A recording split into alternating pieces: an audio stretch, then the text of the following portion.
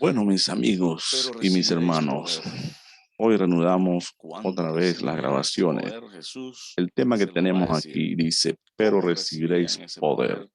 O sea que viene de Hechos capítulo 8 que dice, pero recibiréis poder cuando haya venido sobre vosotros el Espíritu Santo y me seréis testigos en Jerusalén, en Judea, en Samaria y hasta lo último de la tierra. Esto se llama la Gran Comisión y es una enorme comisión. No de un año ni de 100, ya lleva 2000 años casi. Vamos a orar, el Señor nos dé sabiduría y deseo estudiar la palabra y también y obedecer la palabra. Padre Santo que estás en los cielos, alabado tu nombre santo, que nos da el privilegio de vivir y de servirte. Señor, nos das también la sabiduría para saber cuál es la prioridad de las cosas. Y en la Biblia hay prioridades, o Dios señala las prioridades. Buscad primeramente el reino de Dios y su justicia y todas las demás cosas os serán añadidas. Gracias, Señor. Pedimos sabiduría de lo alto. En el nombre de Jesús. Amén. ¿Cuándo recibirían poder? El Señor ya lo dijo dentro de pocos días. Vamos a verlo. Estamos en Hechos capítulo 1. Dice así, voy a leer hasta el versículo entonces 7, porque ya habíamos leído el 8. En el primer tratado, oh Teófilo, hablé acerca de todas las cosas que Jesús comenzó a hacer y a enseñar hasta el día que fue recibido arriba, después de haber dado mandamientos por el Espíritu Santo a los apóstoles que había escogido, a los cuales a quienes también después de haber padecido se presentó vivo con muchas pruebas indubitables, apareciéndosele durante 40 días, hablándoles acerca del reino de Dios.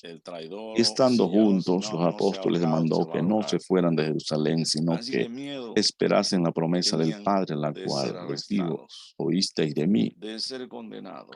Porque Juan ciertamente bautizó con agua, mas vosotros seréis bautizados con el Espíritu Santo dentro de no muchos días.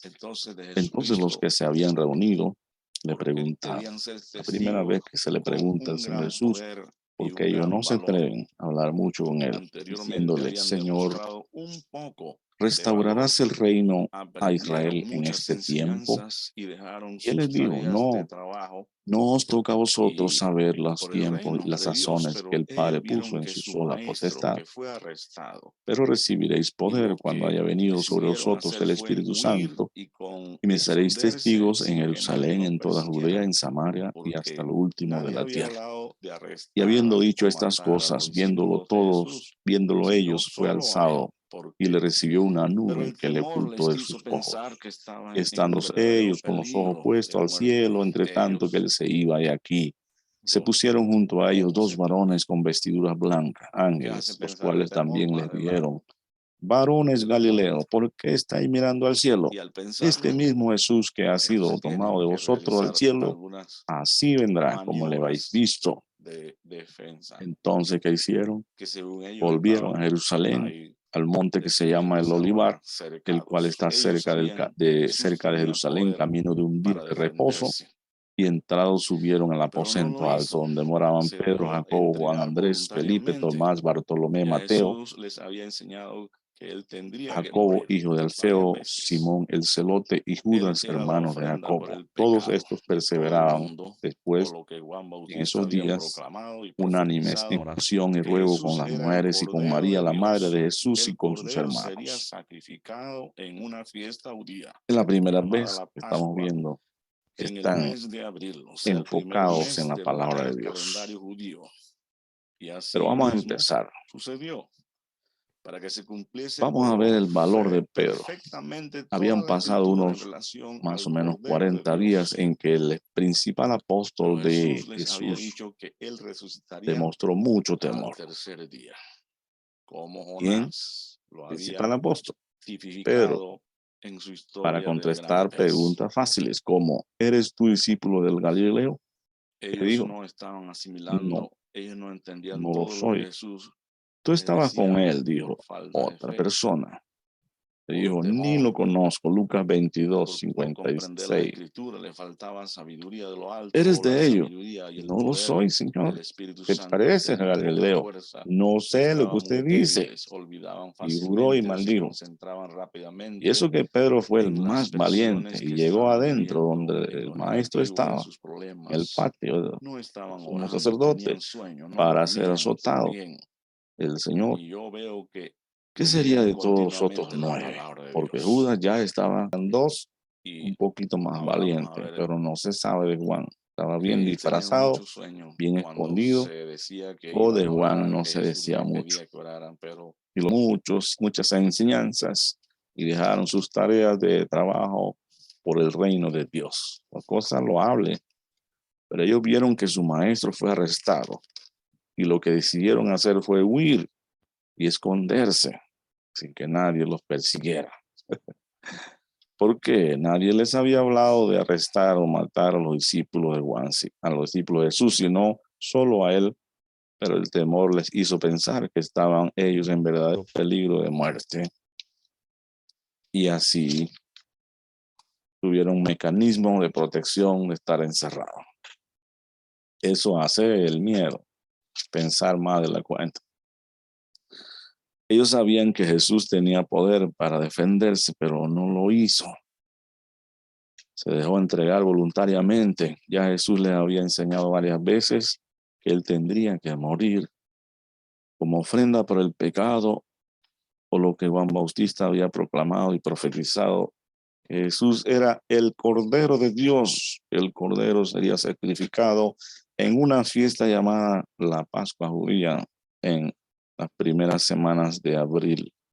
Y así mismo sucedió para que se cumpliese perfectamente toda la escritura en relación al Cordero de Dios, porque Jesucristo vino a cumplir las escrituras. Si alguien quiere ser Mesías, tiene que cumplir todas las escrituras.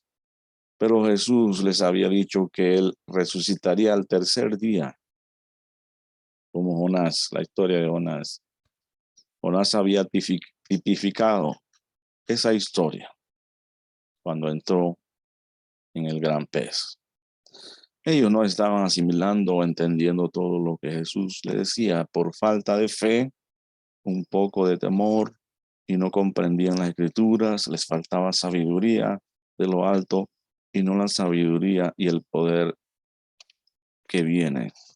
Y, y le faltaba el poder que viene de Dios. Tenían poca fuerza, estaban muy débiles, olvidaban fácilmente y se concentraban rápidamente en lo negativo, las presiones que estaban viviendo, sus problemas. No estaban orando, tenían sueño, se dormían bien, no dormían bien, perdón, ni veo que leyeran la escritura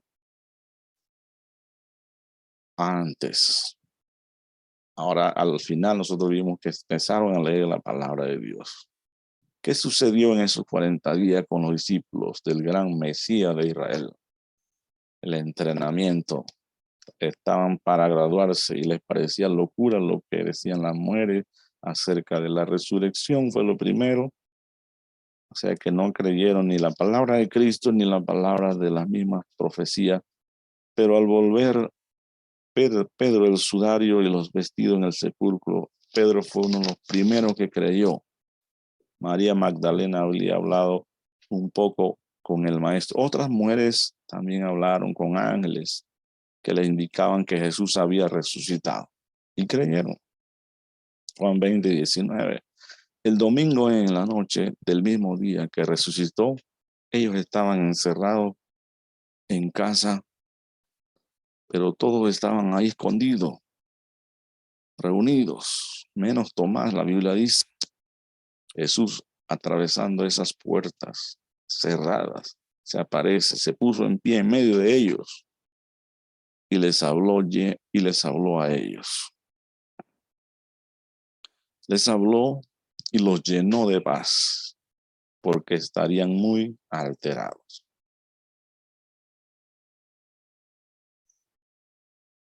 Jesús podía decirle, hey, miedoso, ¿por qué están encerrados?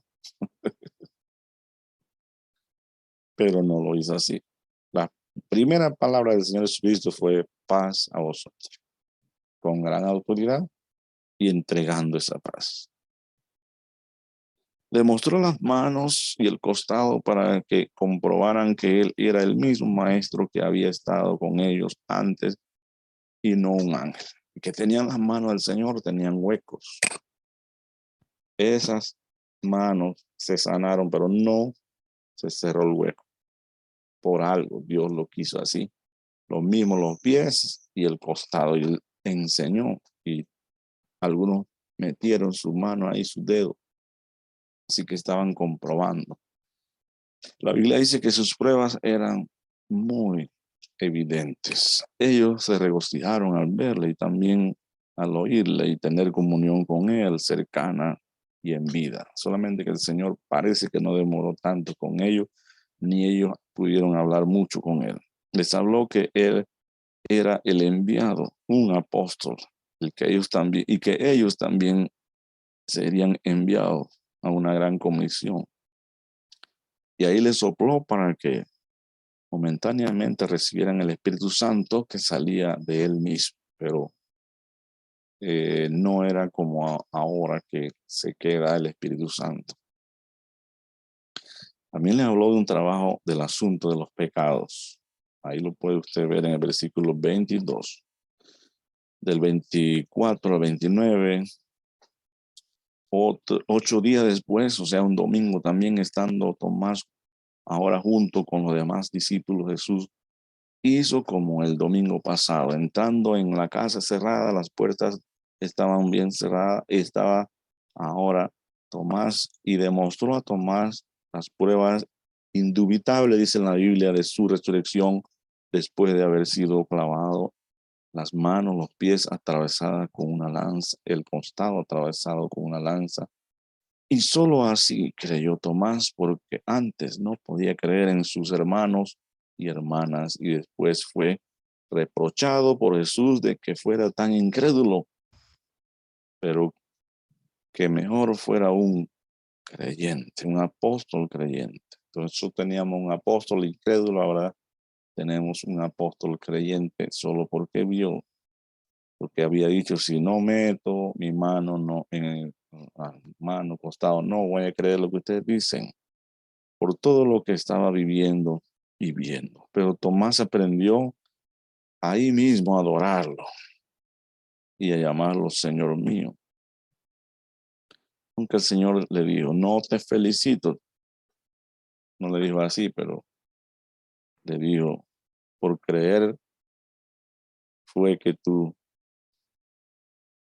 por ver fue que tú creíste, porque muchos serán más bienaventurados que Tomás. Más dichoso es el que sin ver puede creer y puede hacer todo lo que el Señor Jesús ha mandado. Seguro que esto habla de nosotros que vivimos desde el tiempo hasta ahora que no pudimos ver al Señor y estamos conscientes y seguros de que así fue. Juan 20:29. Pero todavía habría muchas personas que lo creerán y comprobarán muchas otras cosas más que están en las Escrituras. Todo esto 2000 años. Cuántas profecías hay que creer y comprobar. Juan 21:1 al 25. Aquí nosotros tenemos un relato muy importante y tal vez el más largo en cuanto a los relatos de las apariciones después de la resurrección que salió de la boca de nuestro Señor. El tema que salió de su boca es el amor, es el trabajo también. El amor que puede superar todos los obstáculos y dar sentido para servirle siempre a Él con todas nuestras fuerzas. La clave está en una pregunta que Él hizo. ¿Me amas? Parece que Él estaba viendo a sus ojos frente a frente a Pedro, y que las últimas cosas que Pedro había estado haciendo no le habían calificado como un gran discípulo, sino claramente como un discípulo que no ha podido superar la altura y la madurez de su maestro. No era un discípulo leal, decidido a dar todo por su Señor, aunque lo creía él, lo confesó él, pero no lo pudo demostrar.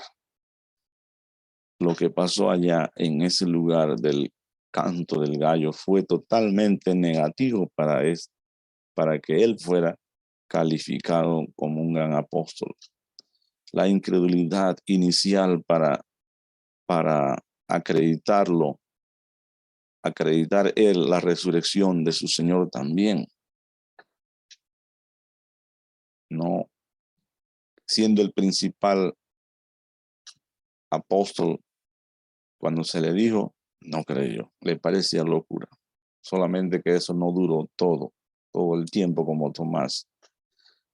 Y esas puertas cerradas, ¿qué demostraban? ¿Valor o temor? ¿Y quién era el que estaba encerrado? Pedro con los demás. También esta narración amplia no le ayuda en nada a calificarlo como un entregado discípulo de su amante Señor. O sea, la que vamos a ver en el capítulo 21. No se dice el día, solo que fue durante esos 40 días. Y Pedro junto con 6 discípulos más ya no están en Jerusalén, sino que han viajado a Galilea, tal vez a su casa en Capernaum, junto al lago o al mar de Tiberias, que le recordaría su antiguo trabajo, su antigua vida, aunque no es malo recordar el trabajo y todo eso. No se sabe cuántos días habían pasado desde la última aparición de Jesús y lo que acompañaron a Jesús hasta Jerusalén entrarían un poco confortados por todas las experiencias de su resurrección, pero no podían continuar todo el tiempo solo esperando a que Él apareciera un poquito de tiempo y luego se desapareciera. Además, ellos no le estaban hablando a Él, ellos le tenían miedo también o todavía no le tenían total confianza. El mismo Jesús les avisa a través de María Magdalena y la otra María que lo podían ver en Galilea. Eso está en Mateo 28:10. Allá en Galilea estaban juntos.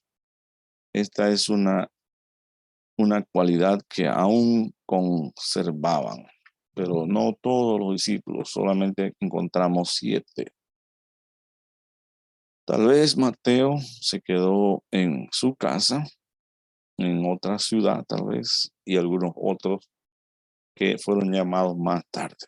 Solo se dan los nombres de 6 discípulos o de 5 discípulos. Pedro, Tomás, Natanael, Juan y Jacobo y los 2 más.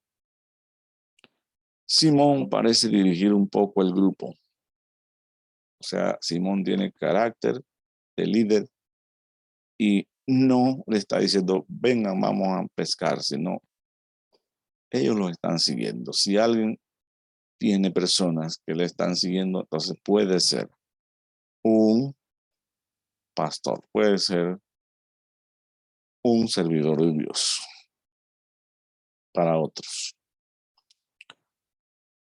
Y se propone ir al mar y pescar algo en esta ocasión. Vamos a leerlo. Estamos hablando sin leer la palabra, pero esto está en Juan. Habíamos leído en Hechos. Y Juan escribe, en el último capítulo es que escribe estas cosas. Dice así, voy a leerlo. Después de esto, vamos a poner otra diapositiva también. Vamos a ver. Y está presentándose Jesús a ellos, hablándoles a ellos. Y eso es lo que vimos allá. Pero vamos a ver. Vamos a ver esto. Después de esto, Jesús se manifestó otra vez a sus discípulos junto al mar de Tiberias y se manifestó de esta manera. Juan, el que está escribiendo, y Juan está ahí. Estaban juntos Simón, Pedro, Tomás, llamado el Dídimo, Natanael, el de Caná de Galilea, los hijos de Zebedeos, o sea, Juan también, y otros dos de sus discípulos. Serán nombres. Simón Pedro les dijo: voy a pescar. Ellos les dijeron: vamos nosotros también contigo. Fueron y entraron en una barca, y aquella noche no pescaron nada. Cuando ya iba amaneciendo, se presentó Jesús en la playa, mas los discípulos no sabían que era Jesús. Y él les dijo desde la playa, y ellos estaban en el barco todavía: hijitos, ¿tenéis algo de comer? Le respondieron: no. Él les dijo: entonces echen la red a la derecha de la barca y hallaréis. Entonces la echaron y ya no podían sacarla por la gran cantidad de peces. Pero ¿por qué fueron tan obedientes? No sabían que era Jesús, no estaban obedeciendo a Jesús como Pedro la primera vez. Tal vez pensaban que era Zebedeo. Entonces aquel discípulo a quien Jesús amaba dijo a Pedro, o sea, Juan dijo a Pedro: Él es el Señor. Simón Pedro, cuando oyó que era el Señor, se ciñó la ropa, porque se había despojado de ella, y se echó al mar. Parece que Pedro era muy más cómodo para él estar un poco sin todas las túnicas. Pero también es impulsivo y lo vemos de una vez echándose al mar. Y los otros discípulos vinieron con la barca arrastrando la red de peces, pues no distaban de la tierra sino como 200 codos. Al descender a tierra vieron brasas puestas y un pez grande encima de ellas y un pan. Y pan, no un pan. Jesús les dijo: traed de los peces que acabáis de pescar. Subió Simón Pedro y sacó la red a tierra llena de grandes peces, 153, y aún siendo así tantos peces, no se rompió. Les dijo Jesús: vengan y coman. Y ninguno de ellos, de los discípulos, se atrevía a preguntarle algo. ¿Tú quién eres? O sabiendo que era el Señor, ahora sabes. Viendo pues Jesús y tomó el pan y les dio, y asimismo del pescado. Esta era ya la tercera vez que Jesús se manifestaba a sus discípulos después de haber resucitado los muertos. Así que parece que Jesús no se presentó tanto en esos 40 días. Y esta es la narración más larga. Cuando hubieron comido después, Jesús dijo a Pedro: Simón, hijo de Jonás, ¿me amas más que estos? Pescado, no dice aquí, pero pareciera. Jesús le respondió: sí, Señor, tú sabes que te amo. Y le dijo: entonces vas a apacentar a mis corderos. ¿Cuáles eran los corderos? El cordero de Dios había muerto y hay otros corderos que no habían muerto y hay que pastorearlos. Pero iba a ser el pastor, y Juan y Jacobo y los otros 6 iban a ser los corderos, pero no eran los únicos. Parece que eran 11, ya Pedro había añadido a otro más adelante, iba a añadir a otro más adelante en Hechos. Y cuando Jesús murió, habían como 500 discípulos que serían esos corderos y los que vendrían después. Se tiene que leer Hechos capítulo 1, 2, 3 y va a haber miles de corderos, que no son corderos de animales, son gente. Pero al decir Jesús que son corderos, son personas muy delicadas, a los cuales hay que tratar con sumo amor y cuidado. Sería Pedro la persona indicada para tratar con amor y cuidado y delicadeza. Pues no solamente se necesita eso, se necesitan otras cosas que las personas quieran seguir. Y también se necesita lo que Jesús le va a dar después de los 10 días que él ascienda, el poder del Espíritu Santo. Después nosotros vamos a ver y a comprobar si Pedro fue un gran apóstol y si fue también un gran pastor u obispo. Vamos a verlo. Entonces la pregunta se hace una vez. Jesús le indica qué es lo que debe hacer. Y el Señor volvió a decirle la segunda vez. No sé si hablaron algo más. Y la segunda vez que le preguntó era lo mismo. La respuesta es un poquito diferente, pero es parecida. Volvió a decirle la segunda vez: Simón, hijo de Jonás, ¿me amas? Pedro hubiera dicho: pero Señor, ya me lo dijiste. Y Pedro le volvió a decir: sí, Señor. Tú sabes que te amo. Jesús le volvió a decir la segunda vez: pastorea mis ovejas. Ahora los corderos eran ovejas. Y ahora dice pastorea. Atrás decía pacienta mis corderos. Ahora dice pastorea mis ovejas. O es que hay cordero y ovejas. Y algunos hay que pacentar y otros hay que pastorear. No estamos entrando en este detalle, pero sería muy importante verlo. Y vamos a ver la tercera vez. Le dijo la tercera vez. No sé si ellos seguían conversando algo, pero ahora le dice la tercera vez: Simón, y así mismo, hijo de Jonás, que será llamado Pedro. Él mismo lo dice, pero no le dice Pedro. ¿Me amas? O podríamos pensar, pero no debemos añadir a la palabra de ninguna manera: ¿me amas de verdad? Pero Señor, ¿por qué usted me pregunta tanto eso? Pedro se entristeció porque el Señor estaba preguntando algo constantemente para que Pedro asegurara. Pedro se entristeció de que le dijera la tercera vez: ¿me amas? Usted se pone triste cuando la esposa le dice 3 veces que lo ama. La tercera vez empieza a llorar o se pone bravo. No me pregunte eso. Tú sabes que yo te amo. ¿Por qué me tiene que preguntar tanto? Mire los hechos. Pero ¿qué podía decir Pedro? Mire los hechos, Señor. Que yo lo amo. No podría decir eso. Porque los hechos anterior reciente, no demostraban que Pedro amaba al Señor. No demostraban que Pedro no amaba al Señor. No demostraban eso. ¿Por qué no demostraban eso? Porque Pedro sí amaba al Señor. Solamente que tuvo debilidades.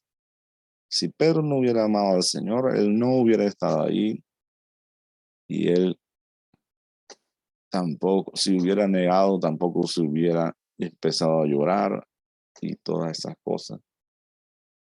Y no se hubiera alegrado con el Señor resucitado. Pero Pedro amaba al Señor, claramente que lo amaba. Solamente que habían hechos comprobados porque el Señor lo había visto confesar 3 veces que negar al maestro allá cuando él estaba allá. Pero ahora la pregunta no es para averiguar el asunto anterior, de Pedro, sino el futuro del trabajo que va a hacer. El Señor quiere que se proyecte hacia adelante. Lo de atrás, si Pedro se arrepintió, que dice la Biblia, está perdonado. Pedro la Biblia no escribió. Nadie escribió qué decía Pedro cuando lloraba. Pero me imagino que su corazón decía, Señor, perdona, perdona. No sé qué me ha pasado. Y llorando. Ojalá pudiera hacer algo para cambiar este asunto, pero ya no se puede cambiar. O sea que cuando Jesús vio a Pedro, estaría un poco lleno de vergüenza. Tal vez los otros no, porque los otros no habían negado a Pedro, a Jesús. Y si habría que escoger a un pastor, pues Pedro no sería el primer candidato, porque había demostrado recientemente atrás, que había hecho algo que los otros no habían hecho. Pero ¿por qué Jesús lo escoge a él? Aquí aparece que Jesús lo llama un poco aparte, y también aparece que Juan venía también un poco atrás, porque siempre Juan andaba con Pedro y falta Jacobo. Vamos a terminar y seguimos analizando. Pedro le dijo, se entristeció de que le dijera la tercera vez, ¿me amas? Y le respondió, pero responde, Señor. Las 3 veces le ha dicho, Señor, mi amo. Tú lo sabes todo. Tú sabes todo esto que ha pasado. Pero conoces mi corazón en todas las facetas. Y tú sabes que te amo a pesar de todo esto que ha pasado. Y Jesús no le dio, es por gusto que usted me diga, porque usted ya demostró que falla. No le dio eso porque Jesús no dice eso a nadie. Solamente ahora le vuelve a decir, apacienta mis ovejas. Cambió un poquito, pero es casi lo mismo. Y no le está hablando como con un azote, nada de eso. Con mucha delicadeza también. Creo que Pedro fue conquistado por el gran amor del Señor, porque la Biblia dice que nosotros aprendemos a amar al Señor porque Él nos amó primero. Nos amó en la cruz. De tal manera amó Dios a los hombres del mundo en la cruz, que envió a su Hijo. Pero la Biblia dice que estando nosotros llenos de pecado, Dios nos amó, mas Dios muestra su amor para con nosotros, en que aún siendo pecadores, Cristo murió por nosotros. Así que Él nos amó primero, ahora nosotros vamos a amarle. ¿Y cómo vamos a demostrar que le amamos? Sirviéndole. Tal vez no perfectamente, sé lo que pasa. Vamos a tener errores, vamos a tener fallas y miedos y temores, pero el amor echa fuera el temor, la Biblia lo está diciendo. El amor al Señor superaría todas las cosas. El amor nunca deja de ser, además cosas sí. El amor está escrito en 1 Corintios 13. Ahora, para terminar, porque debemos terminar,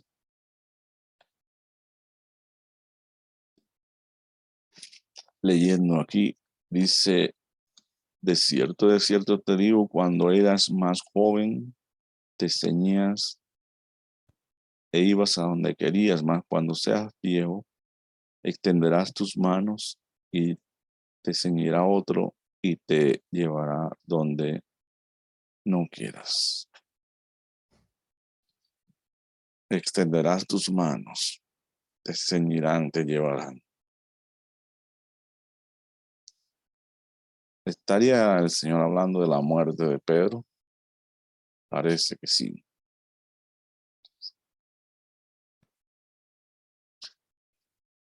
Y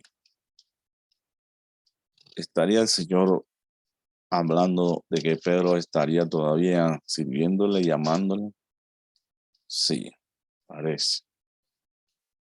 19, versículo. Entonces dijo, esto dijo a entender con qué muerte había de glorificar a Dios.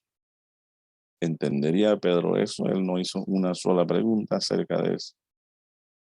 Y añadió, sígueme. Cuando el Señor le dijo a Mateo, sígueme, inmediatamente lo siguió. Pero ahora ya Pedro andaba siguiendo al Señor, pero ¿para dónde habría ido Pedro si era que estaba pescando? Y vamos a ver todo eso un poquito más a fondo. Pero ahora le dice, sígueme. Pero ahora Jesús no va a estar presente. ¿Cómo se puede seguir a alguien que no está presente? Pero sí se puede, porque el que no está presente, sí está presente. Él le dice a Pedro y a los demás, yo estoy con vosotros todos los días hasta el fin. Sí está presente, solo que no lo vemos. Porque no lo vemos, no es que no está presente. Volviendo, Pedro vio que lo seguía el discípulo a quien amaba, o sea, Juan, el mismo que en la cena había estado recostado al lado de él y le había dicho, Señor, ¿quién es el que te había de entregar? Cuando Pedro le vio a Juan siguiéndoles a ellos, dijo a Jesús, Señor, ¿y qué de esto? Si él también andaba escondiéndose. Jesús le dijo, si quiero que él quede hasta que yo venga, que a ti, sígueme tú. O es que Pedro preguntó, ¿y este te seguirá también, así como tú estás diciéndome a mí?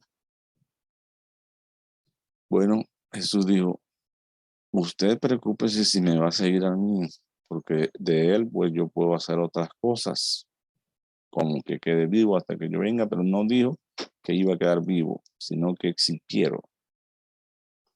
Este dicho se extendió entonces entre los hermanos que aquel discípulo, o sea, Juan no moriría, sino que si quiero que quede hasta que yo venga, que a ti, y el que y quede hasta que yo venga, que a ti.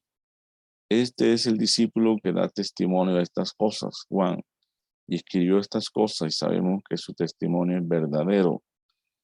Y hay también otras muchas cosas que hizo Jesús, las cuales si se escribieran una por una, pienso que ni aún en este mundo cabrían los libros que se habrían de escribir. Amén. Hablando del Evangelio, hay otras cosas que hizo y no se escribieron y que serían muchas cosas, muchas cosas, muchas cosas. Parece que María iba sabiendo mucho de todas las cosas que Jesús estaba haciendo y cuando ya tenía su ministerio, también los discípulos vieron tantas cosas, pequeñas, todavía insignificantes, y que no se escribieron. Bien, vamos a seguir analizando algunas cosas. Entonces, dice la Biblia que parece que volvieron a Jerusalén después que el Señor les habló allá en Hechos y que Jesús le dijo que no se separaran, que esperaran juntos la promesa del Espíritu Santo, la del Padre, que él también le había hablado.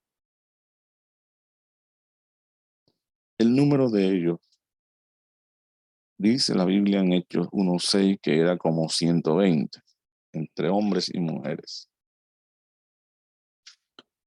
Y estando ahí juntos, la última vez, cuando el Señor Jesucristo asciende ya, se atreven a hacerle una pregunta. Porque antes parece que no se ve que escrita pues cosas que ellos hablaron con él. Ellos se ven interesados en una sola cosa, parece. Jesús le había hablado del Espíritu, del reino, de que se quedara en Jerusalén, de la promesa y de los mandamientos que estaba dando. Pero ellos estaban interesados en saber si el reino empezaría de inmediato. O poniéndolo de otra manera, si ya Jesús, el rey, reinaría y ellos con él. Ahora que él había resucitado, siendo invencible, con grandes poderes de aparecerse y desaparecerse, ahora sí, ¿quién lo iba a atrapar? Pero ellos serían para ellos, este sería el tiempo propicio para que el esperado reino de su rey aplastaría a todos los que le oprimieran.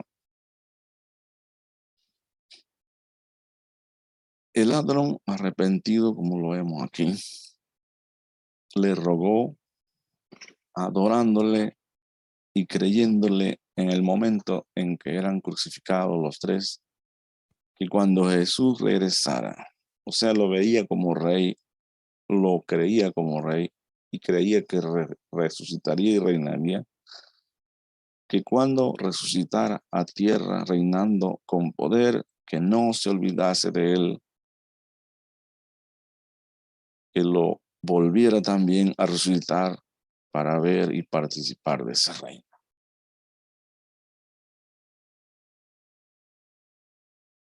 ¿Y qué pasó? Pero Jesús sí resucitó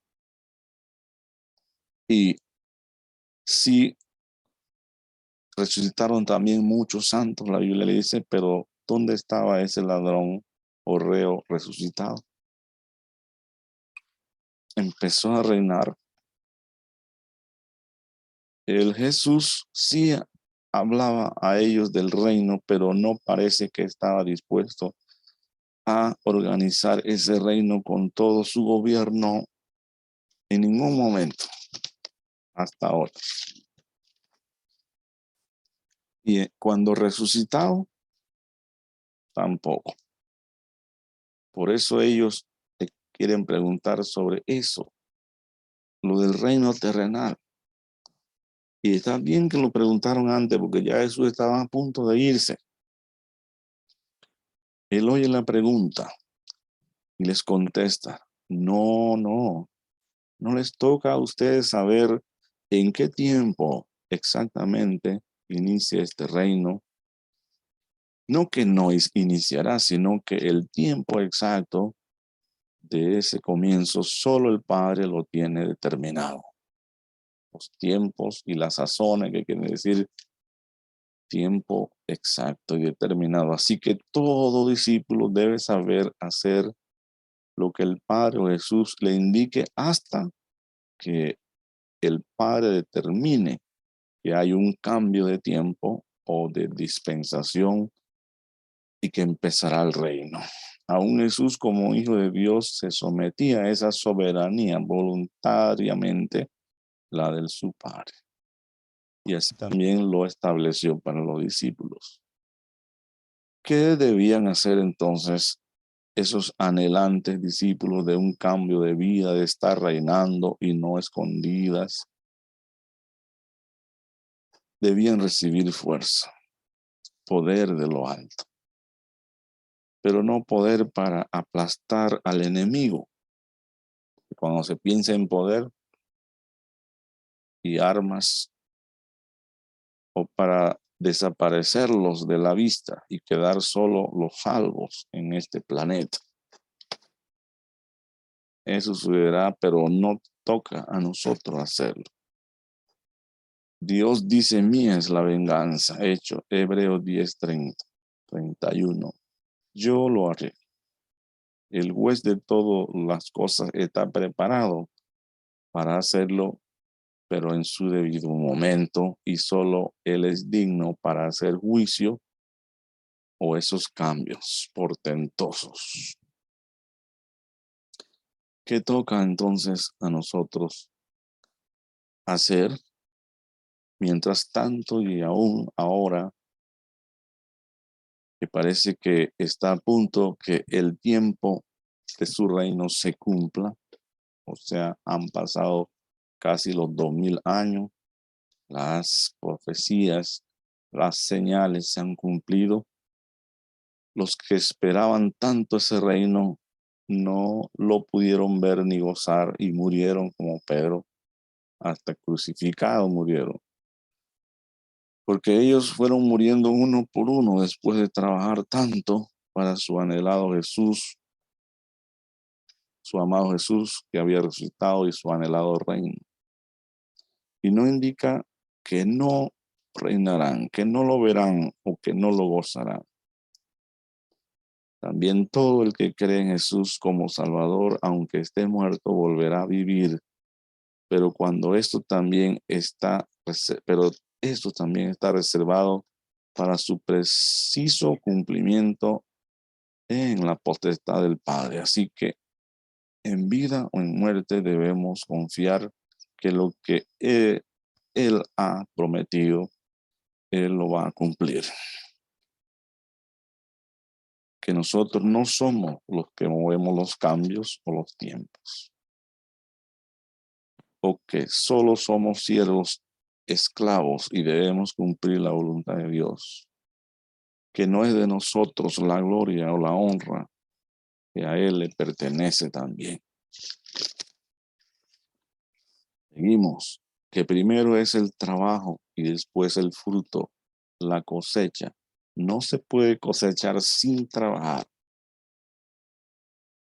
Que tampoco solo ellos reinarían de aquí en adelante.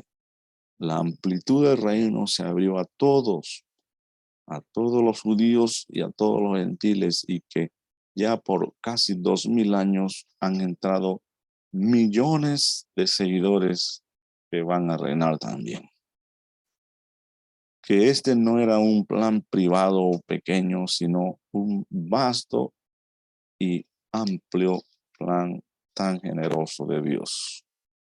Que la muerte de Jesús y la oferta de la vida o del reino es para un grupo gigantesco de personas que, al igual que ellos, confían y se preparan en fe, en obediencia para ese reino preparado y reservado para funcionar el día y la hora que el Padre lo decida. Hechos 1:8.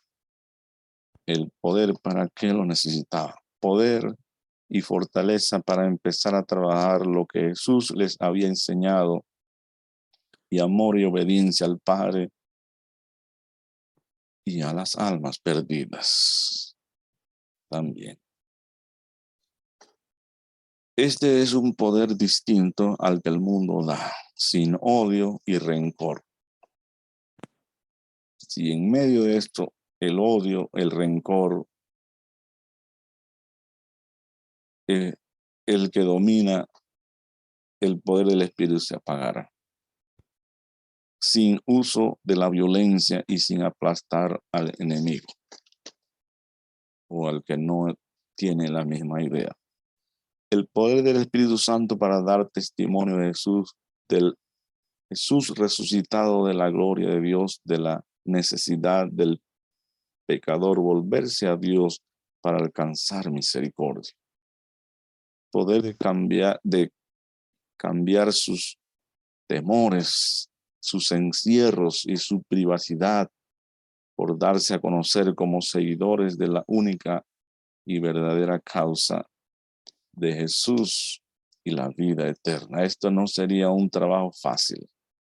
Si el poder de Dios no les inundaba, no tendrían ese poder, esa voluntad, ese denuedo. Porque en estos precisos días lo que había pasado era lo contrario. Estaban demasiado bajos en el poder para dar a conocer a Jesús. Precisamente cuando debían fortalecerse más, fue cuando se bajaron más. ¿Cómo entonces iban a salir airosos o confiados a la gente. ¿Cómo? Y lo más temido y desconcertante ocurrió ese momento, ese día, en esa hora. El Señor, la esperanza del reino, la realidad en persona, ellos lo tenían de frente. Ellos casi le decían: Señor, reina, reina, creo que no falta nada, estamos listos, podíamos reinar contigo. Nos hemos preparado para eso, queremos hacerlo. Pero el reino, como lo hemos visto, no era únicamente para ellos y había que trabajar mucho, y todavía hay que trabajar mucho. El Señor se despedía de ellos y ya no estaría en cuerpo en este mundo más hasta que ese día glorioso que volvería otra vez. ¿Cómo es posible que se vaya y nosotros a dónde, cómo quedamos? ¿Cómo cree usted que quedaron esos corazones, esas esperanzas, esas aspiraciones de ellos? Casi si lo pudieran atrapar, jalar, pero se puede pensar que se desconcertaron sus corazones, quedarían un poco sin rumbo, no estaban como preparados para todo eso. Ellos tenían más preguntas, no era la única. Ellos no estaban preparados espiritualmente, se ve, para hacer la obra, lo que Jesús tenía en mente. Parece que sí estaban preparados para reinar. Los discípulos y apóstoles deben aprender a andar por fe y no por vista. Cuando el Señor sube lentamente, que pareciera que fuera así el rapto de la iglesia, el que muchos estamos esperando, y que una nube oculta, que ellos tienen que aprender a andar por fe y no por vista. El Señor ha desaparecido visiblemente, pero no quiere decir que no lo pueden recordar. Además, su presencia estará allí. Además, va a enviar otro consolador. Su palabra está ahí. Es como estar otra vez. Es como estar, pero no lo ven. Es andar por fe. No esperar el reino solo para ellos. Trabajar incansablemente para llenar el reino de Dios de creyentes. Se aprende a vivir los vituperios también de Cristo. No se puede reinar sin también sufrir por servir. Se aprende a vivir en conexión con el Padre, con el Hijo, a través de la comunión del Espíritu Santo. Una nueva comunión. Se aprende a no estar encerrados con temor, sino que ellos deben estar llenos de valor y así animar a muchos. Pero ¿cómo lograrlo? Antes no andaban, no oraban, no ayunaban, no adoraban. Ahora deben empezar a leer la Biblia y a comprender que todo lo que ha sucedido con el Mesías estaba escrito y aún muchas cosas más. Una nueva dirección con el Espíritu y las Escrituras. Antes no se amaban ellos mismos y aún andaban preocupados. Procuraban estar juntos y cuidarse. Antes no se amaban ellos mismos y ahora deberán procurarlo, estar juntos y cuidarse unos a otros los creyentes. Una nueva relación, una nueva familia. Preocuparse por su salvación, por las enseñanzas y la doctrina, el bautismo y dar su vida por causa del Señor Jesús. No preocuparse por sus necesidades propias, El Señor les dará, deben pedir y confiar, tener prioridades, una nueva prioridad. Ser ejemplo como Jesús de cuánto se ama, se guarda, se exalta la iglesia del Señor Jesucristo, o cuánto se sufre por cumplir la voluntad de Dios, pero Dios también cumplirá su palabra. Una nueva responsabilidad. Esperan que un día se cumplirá el tiempo de partir de este mundo, una nueva esperanza. Pero la cosecha será después del trabajo, reinar después de sufrir y servir, una nueva esperanza. Antes solo veían a su fiel maestro entregarse totalmente a la voluntad de su Padre, y ahora ya no lo verán así visible, solo deben recordarlo, adorarlo e imitarlo. Un nuevo discipulado.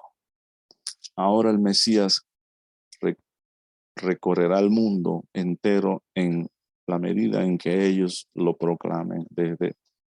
Deben empezar en un punto y gradualmente dispersarse lo más y lo más que se pueda. Un nuevo trabajo.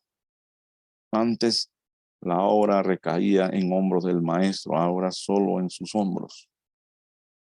Tendrán la ayuda del cielo, pero no podrán preguntar cara a cara al maestro, deben recordarlo y por medio del Espíritu empezar a escribir una por una la historia que han vivido con el maestro. Sus palabras son espíritu y son vida. Esas palabras vivían en sus corazones y por medio de esas palabras tendrán que una estrecha comunión con el Padre y con el Hijo, su Maestro, y con el Espíritu Santo. Una nueva relación. El misterio queda en la dirección del Espíritu Santo, el ministerio. El Espíritu Santo va a ser enviado del cielo, de Cristo y del Padre, que también habla, pero su comunión es muy santa. Se puede apagar o encender en la medida de la santidad o viceversa. La comunión con el Espíritu Santo es grata, pero en los niveles de la santidad. Todo pecado derrumba esa comunión o mi voluntad o mi corazón no entregado.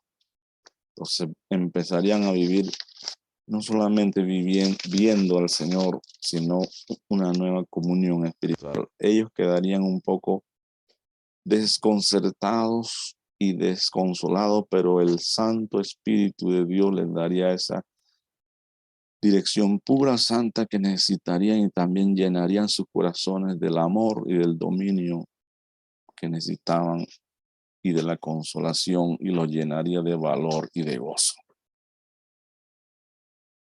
No es que Cristo no podía hacerlo, pero se va a haber una nueva dispensación en la iglesia del Señor, en el tiempo de la iglesia.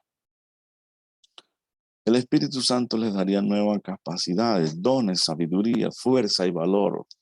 Si se mantenían como Cristo firme, llegarían poco a poco a parecerse a Él más y más a su recordado Maestro. La transformación dependía de la entrega al Señor y su obra en cada momento. Nuevas capacidades, nuevas metas hasta la madurez. Prosigo a la meta, decía el apóstol. Como su Señor abandonó este mundo, ellos también lo debían un día abandonar, pero en forma gloriosa, quemando todo el combustible como la vela se quema para esforzarse a dar su luz. Una nueva consagración. Aunque el Señor se les fue, sigue siendo la cabeza acá abajo de la iglesia, que es su cuerpo. Él tiene el control, Él los manejaría, Él pediría cuenta, Él recompensaría a su iglesia, una nueva autoridad. La iglesia quedaba en manos de violentos, no de cobardes, no de tímidos discípulos, aunque el valor no era de ellos. Deben tomar de la fuente del poder y abrirse paso a través de la dirección divina. Un nuevo poder. Una vez atrás habían aceptado el dulce llamado y los abrazos del maestro a la obra del apostolado, y ahora no debían retroceder. Un día no solo verían a su maestro subir a su patria celestial, sino que ellos mismos estarían subiendo por esas nubes también. Ya después de todo trabajo y esfuerzo, solo queda gozar de la gloria eterna que preparara, que para eso fueron llamados a la vida eterna, al reino del Señor Jesús, pero no son las cosas como nosotros planeamos, sino como Él diseñó todas las cosas en la mente. Esto está en la mente del Padre y su plan está lleno de sabiduría y de poder. Una nueva tarea cumplida. ¿Qué hicieron entonces ese pequeño grupo de discípulos esperanzado en un reino que ahora no les estaba, se les escapaba de sus manos, pero que en su debido tiempo reinarían eternamente? La Biblia dice que volvieron al lugar de reunión en Jerusalén, ellos solos. Que posiblemente una Biblia no dice, pero contándolo después de la resurrección, como eran los 40 días, parece un jueves, porque la resurrección fue un domingo y demoró 40 días hasta que ascendió. Los apóstoles alquilaron o consiguieron un lugar amplio llamado aposento. Se lo habían conseguido ya antes, parece. Y allí recibieron para orar cada día y leer las escrituras hasta que recibieran la promesa del Padre, el cual el Señor le dio, no demorará mucho. Era una promesa bien recomendada por Jesucristo mismo. No se muevan, no hagan nada. Pero tampoco nos les dijo, lean la Biblia y oren y busquen a otro apóstol. No les dio todo, pero ellos se proponían hacer esto. Ya estaban más animados. Así permanecieron 120 reunidos, dice, y algunos días hasta que Pedro les va a designar o a dirigir compartiendo la escritura que habla de Judas y lo que debía hacerse por su desaparición o muerte o su traición. Salmo 69, 25, están concentrándose en el Antiguo Testamento porque no tienen el Nuevo. El Nuevo no se había escrito. Pedro habló de Judas y del Salmo y quería volver a completar el número de los 12, aunque solo se habla del oficio apostólico, que en número Cristo solo escogió a 12 y no más. Él estudió el caso y cómo sería su reemplazo, poniendo ciertos requisitos como todos esos 20 buscarían a ese varón y señalaron ellos a 2, a un llamado Justo Barsabás y a Matías. Y los metieron a oración y a suertes. Y Pedro se dirige al Señor en oración. Ahora Pedro está orando, está leyendo primero la Biblia y está aplicando la Biblia, está encontrando las promesas, las escrituras que se referían a esto y está haciendo lo que se debe hacer. Sabe que Él está allí y que debe conocerlo de corazón. Pide que, o sea, el Señor debe conocer las decisiones que ellos están haciendo. Pide que muestre el Señor cuál de los dos, Matías o José, debe elegirse como apóstol. La suerte recae sobre Matías. Ellos creyeron ciertamente que Matías era el verdadero discípulo número 12, después de Judas. Ellos continúan orando, confiando, leyendo las escrituras y esperando la promesa del Espíritu Santo por esos días. No saben cómo vendrá.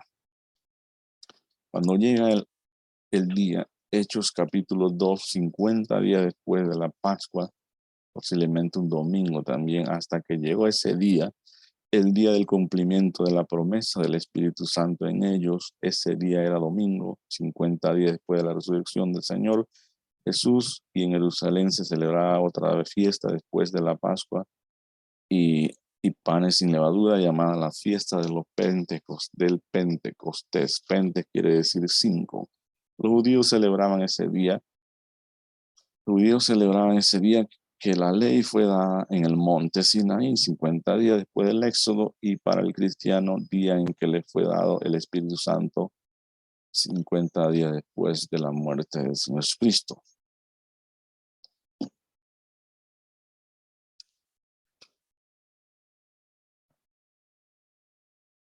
Entonces, Juan 21, la pregunta que antecede a un fiel discípulo del Señor para empezar a servirle, la pregunta que el Señor quisiera que respondiera delante de Él, tú y Él, yo y Él, Señor, ¿por qué hago las cosas? Tengo que responder por amor. ¿Por qué le estás sirviendo? Por su amor. ¿Por qué irás hasta el fin del mundo a predicar el evangelio? Por amor. ¿Por qué está dispuesto a sufrir, ser vituperado y hasta morir? Por amor. ¿Por qué no vuelves a tu antigua vida? Por amor. ¿Por qué no haces otras cosas más emocionantes? No. El amor de Cristo es más grande y sólido y, y, y tiene propósito. No puedes hacer otras cosas más que pensar en Él y ser hallado fiel, sí, por amor. Él dio su ejemplo y dio su vida. Y Él también, las escrituras decían, primero se mostraría un siervo sufriente y después se mostraría un siervo reinante.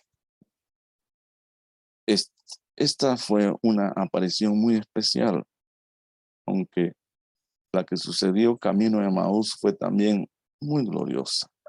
Aunque andaban juntos, Simón no lo invita a pescar. Ellos quisieron ir con él porque se sentían más a gusto con él y todos juntos. Bueno, de esto hemos hablado ya un poco. Entonces, vamos a cerrar todavía. Como yo escribo. Imagínense, todavía me quedan, aquí tengo como casi 10 hojas todavía. Vamos a cerrar este video y supuestamente entonces el siguiente video continuamos con la profundidad, tal vez, porque cuando estábamos leyendo era que estábamos comentando en el capítulo 21 un poco más la profundidad de lo que el Señor quería enseñar a Pedro y a sus discípulos, que ellos anhelaban reino, pero en realidad, como decían las escrituras, el rey o el príncipe estaba primero en una posición de sufrir y después reinar. Y nosotros entonces, ¿en qué posición estamos? Solo de reinar. Parece que ellos nada más llevaban con Cristo 3 años y que no se les había, sí habían sufrido muchas cosas, pero que no se les había visto un sufrimiento como el de Cristo. Eso no indica que todos debemos sufrir hasta la muerte, no. Ya muchos murieron y no fue así. Pero Él está hablando o dando un patrón para toda su iglesia. Y que los apóstoles empezaron en realidad a organizar el reino, a llamar a la gente para el reino. Y dentro de eso también ellos aprenderían por su propia vida cómo vamos nosotros a entrar al reino. Vamos a tratar en el siguiente video estos versículos que están en 2 Timoteo 2:12, Romanos 8:17 y 2 Tesalonicenses 2:15. Eso es lo que vamos a tratar. Y si usted puede leerlo, amén. Que habla del sufrimiento y del reino. Así que el Señor les bendiga y guarde cada día. La gracia del Señor Jesucristo, el amor de Dios, la comunión de su Espíritu sea con todos ustedes. Amén.